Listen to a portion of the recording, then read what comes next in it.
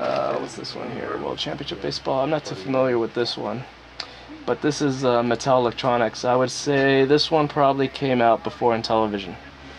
Because Mattel made, I believe Mattel, no, before Odyssey.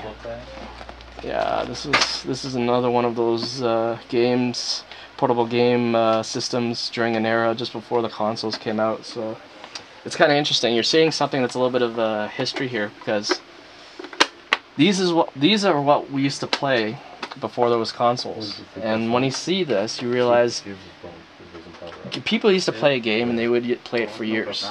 It wasn't like today where you play a game, pass it within a week, and then that was it. But these games, because there was no such thing as consoles, you always had to, it was a different way of thinking. You always had to enjoy what you have, because to have a 20, 30 games basically means you have to spend hundreds, even thousands of dollars on games. And before consoles came out, that wasn't an option. People usually had just maybe 2 or 3 of these games at most, and that's all they had to be content with. It was a time, an era before there was even home computers. But you saw the future. You knew it was kind of coming when you saw these things with the electronics. And you knew that they're getting better and technology was advancing, but... Just look at that big box there, Rui. Let's pull some of that neat stuff out. Well... Those old handhelds. The old handhelds, eh? Yeah, those Coleco tabletops. Okay, I think for the guys from the 80s, they remember these guys. Cosmic Clash, original arcade style, complete with battery cover, circa 80s, made by Tommy. Here's another one, the Japanese version, may I say, Rui? Sure, go ahead. There it is, Super Puck Monster, the Japanese version of their Pac-Man, made by Gakken. And here's the American version of Miss Pac-Man by Coleco. And these were true classics, because when Pac-Man first came out, consoles were relatively new and they were very expensive at the time when they first came out. So people who were just basically wanted just to play the one game that they always enjoyed at the arcades, like Pac-Man, they would just get the dedicated units. Especially since Atari kind of botched the original Pac-Man on the 2600. A lot of people said it didn't feel like was like the arcade. Some of these handheld systems were actually better than the Atari 2600 version. So these became quite popular. But with all these systems that they have out now, and as consoles got better in terms of graphics and quality as they aged from being Atari to, I would say, a roughly ColecoVision. Once it reached the ColecoVision era, these things started dying out pretty quickly, because ColecoVision's graphics were getting to the point where they were comparable to what was there at the arcades. Especially the ColecoVision's version of Donkey Kong was basically spot on, and so was Pac-Man. So this was a good transitioning point. But it's like I say, this is history that you're watching here right now, and it is a collectible.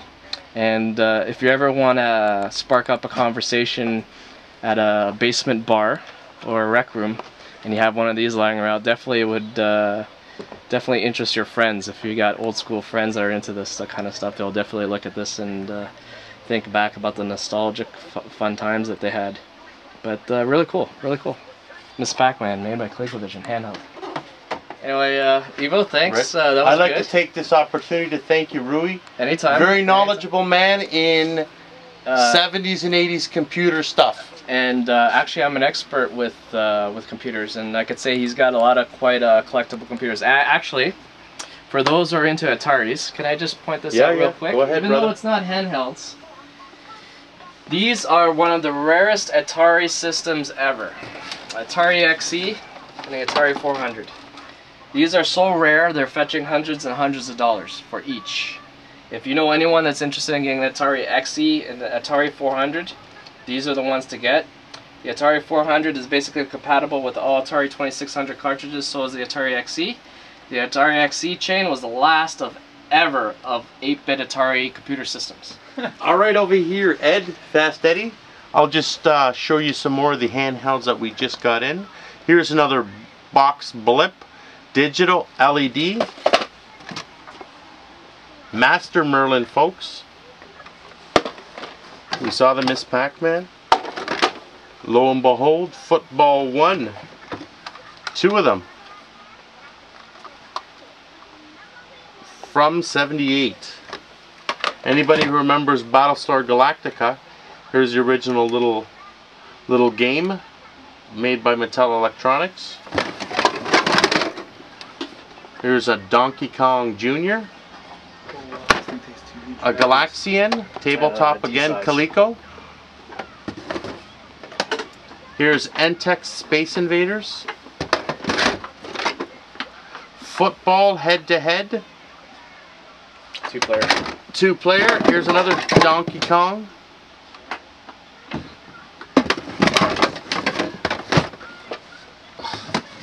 We buy it all, folks. We love our 70s and 80s handhelds. Here's a Zaxxon. That was a beast. Made by Coleco again.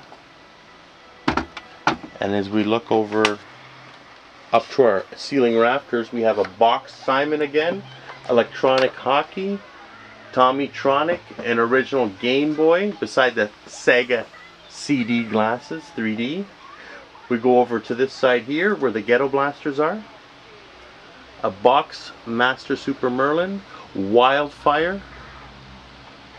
We take it all. We love it. Here's some more fresh stock. Everywhere you look. Here's another Parker Brothers Tommy, bowling. Split second boxed Parker Brothers, 1979. There it is, LED again, folks.